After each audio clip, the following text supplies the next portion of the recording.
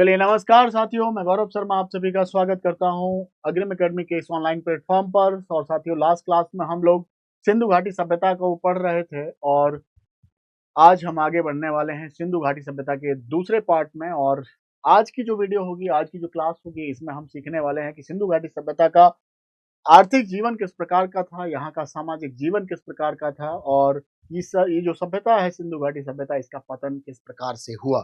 तो आइए ध्यान दीजिएगा, बहुत ही आसान भाषा में और आसान तरीके से चीजों को हम समझेंगे और क्लास कंप्लीट होने के बाद आप एक सिंगल सवाल भी सिंधु घाटी सभ्यता का नहीं छोड़ेंगे अपने एग्जाम में, ये पक्की बात है। तो आइए फटाफट ध्यान दीजिएगा। हमने 7 बड़ी मेजर साइट्स को पढ़ा था लास्ट क्लास में और एक एक के बारे में समझा था, किसने डिस्कवर किया, कब किया, क्या मिला वहां से, वो सब। 2 पॉइंट और मैं यहाँ पर ऐड कर देता हूं, ध्यान देंगे, फिर उसके बाद हम आर्थिक जीवन करेंगे। अगर आपसे पूछ लिया जाए कि बताइए सिंधु घाटी सभ्यता की लार्जेस्ट साइट कौन सी है, लार्जेस्ट साइट, तो लार्जेस्ट साइट के तौर पर आप याद रखिएगा राखीगढ़ी। कौन सा? राखीगढ़ी लार्जेस्ट साइट है, सबसे बड़ी साइट है सिंधु घाटी सभ्यता की, जो कि कहां पर है? हरियाणा। राखीगढ़ी पहले नंबर पर है, राखीगढ़ी। दूसरे नंबर पर आप याद रखिएगा, अगर जरूरत कहीं पड़ जाए तो जरूरत नहीं पड़ेगी, दूसरी साइट है आपकी मोहनजोदड़ो।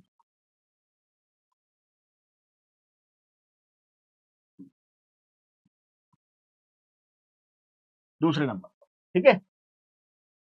अगर आपसे पूछ लिया जाए ओल्डेस्ट साइट, तो मैंने तो आपको बताया है पीछे हड़प्पा, लेकिन हड़प्पा से भी एक ओल्डेस्ट है जो अब नई डिस्कवरी आ रही है उसके अकॉर्डिंग। तो एक साइट आप याद रखेंगे भेरांडा, भेराना, ये भी हरियाणा, भेरांडा हरियाणा ओल्डेस्ट है। क्यों है ओल्डेस्ट? क्योंकि ये जो है ये है 7,500 बीसी, है ना 7,500 बीसी। जबकि जो मैंने हड़प्पा आपको बताया है, हड़प्पा को 1921 में डिस्कवर किया गया था और इसका जो कार्बन डेटिंग से एज मालूम किया गया था, तो ये थी आपकी 2500 बीसी। तो इससे भी पुरानी है भिरांडा साइट। तो ये 2 पॉइंट और याद रखें, पेपर के लिए बड़े महत्वपूर्ण पॉइंट हैं, ठीक है।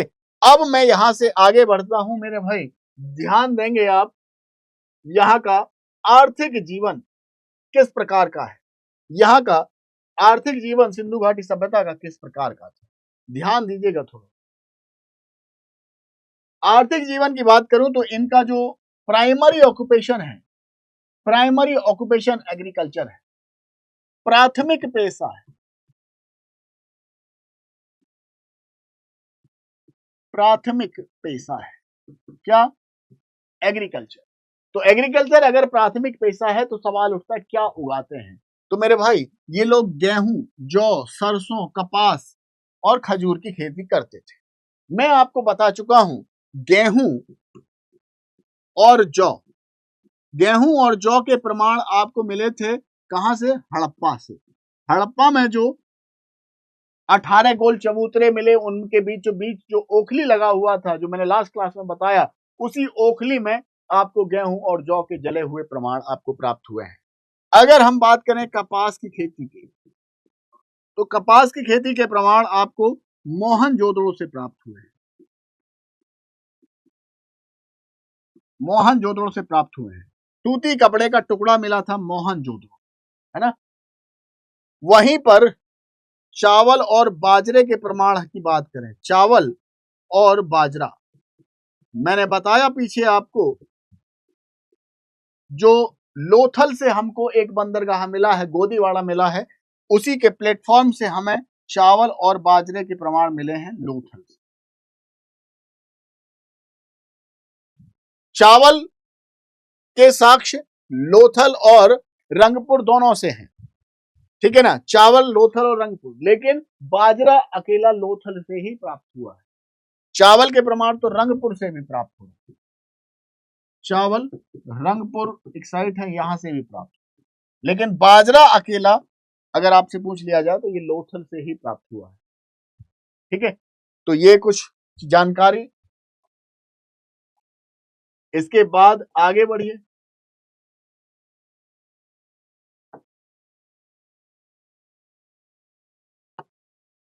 ध्यान दीजिए, सिंधु घाटी सभ्यता के लोग, आपको पता है, अंतरराष्ट्रीय व्यापार करते थे, अंतरराष्ट्रीय व्यापार करते थे, है ना।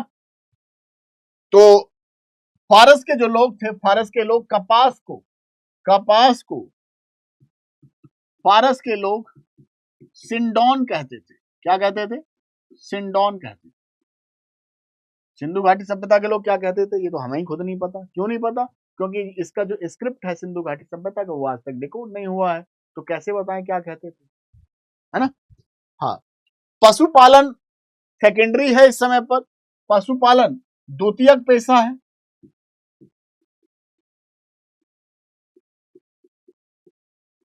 द्वितीयक पेशा है पशुपालन। क्या पालते थे? तो ये लोग इस समय पर भेड़, बकरी, ऊंट, कुत्ता, ये सब पालते हैं। और ऊंट के प्रमाण मैं आपको पीछे बताया हूं, कालीबंगा से ऊंट के प्रमाण आपको प्राप्त हुए, ऊंट की हड्डियों का प्रमाण आपको मिला। जिन्होंने क्लास नहीं देखी है तो आई बटन में मैं आपको जो दे दूंगा क्लास, तो आप जा करके देख लेना, नहीं तो प्ले लिस्ट में जाकर के आप इससे पहले वाली क्लास देख लेना, सिंधु घाटी सभ्यता पार्ट 1। कालीबंगा से ऊंट की हड्डियों के प्रमाण मिले हैं। तो ये आपको ध्यान रखना है। एक सेकंड, चलो तो नेक्स्ट ध्यान देंगे आगे। इस समय पर हम अभी पशुपालन की जैसे बात कर रहे हैं, तो पशुपालन में और भी थोड़ा सा जानकारी देख लो। यहां पर ये लोग घोड़े का नियमित प्रयोग करते थे, घोड़े का नियमित प्रयोग नहीं करते थे, और हाथी का प्रयोग करते थे। और घोड़े के प्रमाण की बात करूं तो सुत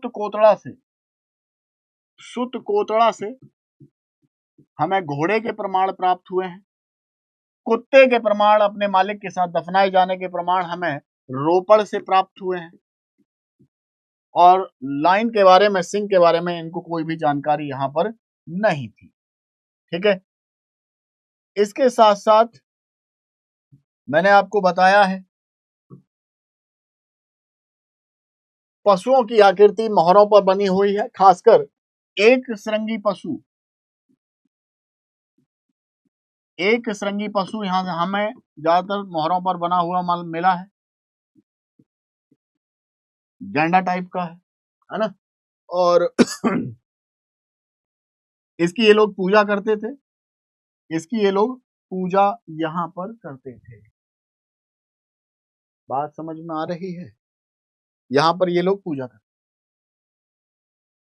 अब मैं यहां से आगे बढ़ूं तो ध्यान देना मेरे भाई किस पर? व्यापार पर। चलो मैं इधर आता हूं, व्यापार, ट्रेड समझिए, व्यापार समझ। तो आपको पता है ये लोग इंटरनेशनल ट्रेड करते थे, अंतरराष्ट्रीय व्यापार करते थे।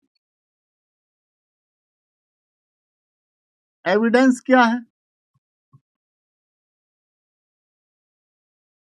एविडेंस है डॉकयार्ड लोथल से। और इसके साथ साथ जो यहां से हमें फारस की मोहरें मिली, मिस्र की मोहरें मिली, मेसोपोटामिया की मोहरें मिली, ये इस बात का प्रमाण है कि सिंधु घाटी सभ्यता के लोग अंतरराष्ट्रीय व्यापार किया करते थे। क्या व्यापार करते थे? जब व्यापार की बात हो रही है तो क्या इंपोर्ट करते थे और क्या एक्सपोर्ट करते थे? अगर मैं बात करूं इंपोर्ट की, तो ये लोग gold, silver and other precious stones को, अन्य बहुमूल्य जो पत्थर हैं, इनको इंपोर्ट करते थे। और एक्सपोर्ट की अगर हम बात करें तो क्या एक्सपोर्ट करते थे? तो देखो, ये लोग सूती कपड़ा, कॉटन या कॉटन क्लॉथ, और इसके अलावा वुडन फर्नीचर, और इसके साथ साथ ये लोग एक्सपोर्ट करते थे मेरे भाई ग्रेन्स, अनाज। प्राइमरी ऑक्यूपेशन है यहाँ का, है ना। व्यापार की मैं बात कर रहा हूं। व्यापार क्या विदाउट मनी संभव है? तो भाई यहां पर मनी सिस्टम काम नहीं करता था। मनी सिस्टम, कॉइन सिस्टम यहां पर काम नहीं करता था, बल्कि यहां पर व्यापार के लिए बार्टर सिस्टम एग्जिस्ट करता था। क्या? Barter system. बार्टर सिस्टम, वस्तु विनिमय प्रणाली।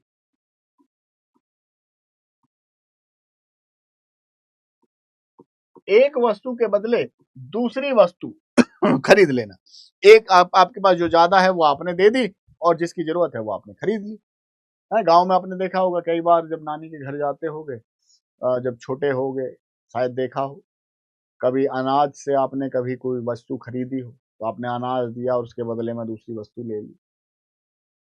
हमने अक्सर किया है, जब छोटे थे नानी के घर जाते थे तो बड़ा हम तरबूज खरबूज अनाज के बदले में खाया करते थे, हैं। हाँ, तो आओ आगे बढ़ते हैं। नेक्स्ट, व्यापार की बात चल रही है। व्यापार की बात चल रही है। मापतोल की इकाइयों के भी प्रमाण आपको लोथल से प्राप्त हुए हैं। मेजरमेंट यूनिट्स भी आपको मिली हैं, है ना। हाँ,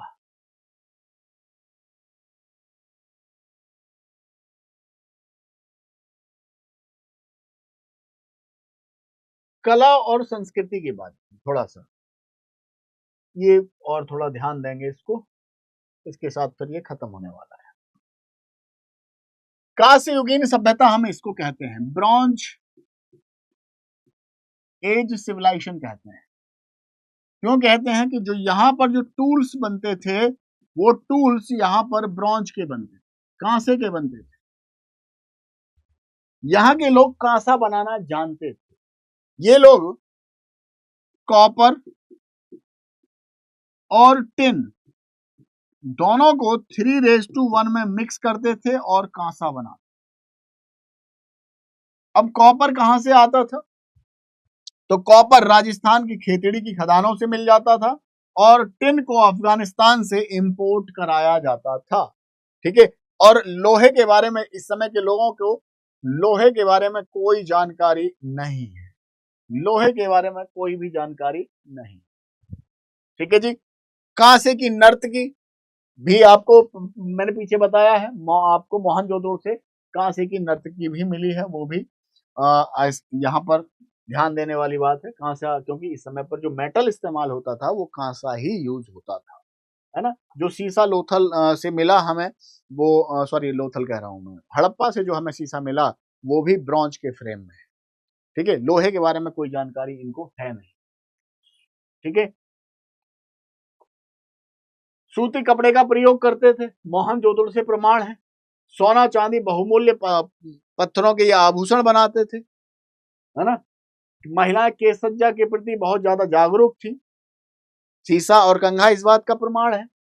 चंदहुदड़ो से लिपस्टिक के प्रमाण, और हड़प्पा से इनका जो एक मेकअप बॉक्स है, प्रसादन मंजूषा जिसको कहते हैं आप, वैनिटी बॉक्स, ये आपको यहां से मिला है। नेक्स्ट देखो, यहां से हमको कुम्हार के चाक यहां पर प्रचलन में था। कुम्हार का जो चाक है जिससे मिट्टी के बर्तन बनाते हैं, उसका प्रचलन यहाँ पर था। मिट्टी के बर्तन ये लोग बनाते थे, और यहाँ के जो मिट्टी के बर्तन होते थे वो चिकने और चमकीले होते थे। चिकने और चमकीले होते थे। लाल और काले रंग के चिकने और चमकीले मिट्टी के बर्तनों का यहाँ पर इस्तेमाल किया जाता था। रिलीजियस लाइफ की अगर मैं बात करूं, तो रिलीजियस लाइफ में मेरे भाई यहाँ पर ये लोग मातृ देवी की पूजा करते हैं। मातृ देवी की पूजा के पीछे का कारण वो है उर्वरता और शक्ति। उर्वरता, क्योंकि प्राइमरी ऑक्यूपेशन का एग्रीकल्चर है, और एग्रीकल्चर डिपेंडेंट है फर्टिलिटी, इसलिए ये लोग पूजा करते हैं फर्टिलिटी। पशुपति शिवा का भी पूजा करते हैं ये लोग, और पशुपति शिवा का जो स्टैचू आपको मिला, वो बना हुआ स्टैंप के ऊपर, वो मिला है मोहनजोदड़ो से, है ना। वहीं पर हड़प्पा से मेल सेक्स ऑर्गन और फीमेल सेक्स ऑर्गन का स्टोन सिंबल मिला है। जो जो आपको किसको रिप्रेजेंट करता है, तो ये भी तो फर्टिलिटी को ही रिप्रेजेंट करता है ना, उर्वरता को रिप्रेजेंट करता है, मेल सेक्स ऑर्गन और फीमेल सेक्स। लोथल और कालीबंगा दोनों ही जगहों से आपको अग्निवेदी के प्रमाण मिले हैं, फायर अल्टर्स मिले हैं, जो आपको यहाँ के धार्मिक जीवन के बारे में जानकारी देते हैं, इन लोगों के धार्मिक होने के प्रमाण है। प्रीस्ट हाउस मोहनजोदड़ो में, मोहनजोदड़ो से ही एक पुजारी राजा का जो स्टैचू मिला है, सेलखड़ी का बना हुआ, जिसको आपने प्रीस्ट किंग बोला है, पुजारी राजा, तो ये इस बात का प्रमाण है कि यहाँ के जो लोग थे वो धार्मिक जीवन किस तरीके से बिताते थे। मूर्ति पूजा तो ये लोग करते थे, लेकिन मंदिरों के बारे में कोई भी जानकारी यहां से नहीं प्राप्त हुए है। मंदिरों के बारे में कोई भी जानकारी सिंधु घाटी सभ्यता के लोगों को नहीं थी, लेकिन मूर्ति पूजा करते थे। हड़प्पा में आपको स्वास्तिक के बारे में जानकारी मिली, और इससे ये लगता है कि सबसे पहली बार जो स्वास्तिक का प्रयोग किया वो सिंधु घाटी सभ्यता के लोगों ने ही किया था। ये सब बातें वहां के जीवन के बारे में बताती हैं। और लास्ट हम अब आगे बढ़ता हूं कि आखिर इस सभ्यता का पतन कैसे हुआ, तो इस पे बहुत अलग अलग विद्वानों का अलग अलग मत है, लेकिन क्या वैलिड है इसको देख लो। गार्डन चाइल्ड और व्हीलर, गार्डन चाइल्ड और व्हीलर बताते हैं कि आर्यों के आक्रमण से इस सभ्यता का विनाश हुआ, लेकिन वहीं पर जॉन मार्शल कहता है कि भाई अर्थक्वेक के चलते और एडमिनिस्ट्रेटिव डाइफंक्शन के चलते सिंधु घाटी सभ्यता का पतन। वहीं पर अर्नेस्ट मैके और जॉन मार्शल बाढ़ को कारण बताते हैं, लेकिन इसमें जो सबसे ज्यादा जो महत्वपूर्ण है, सबसे ज्यादा जो महत्वपूर्ण है वो है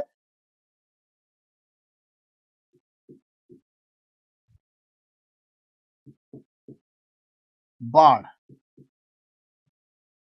जॉन मार्शल का बाढ़ का जो कारण है, इसको सबसे ज्यादा हम वैलिड मानते हैं कि सिंधु नदी में बाढ़ आने के चलते इस सभ्यता का पतन हुआ होगा। बात समझ में आ रही है?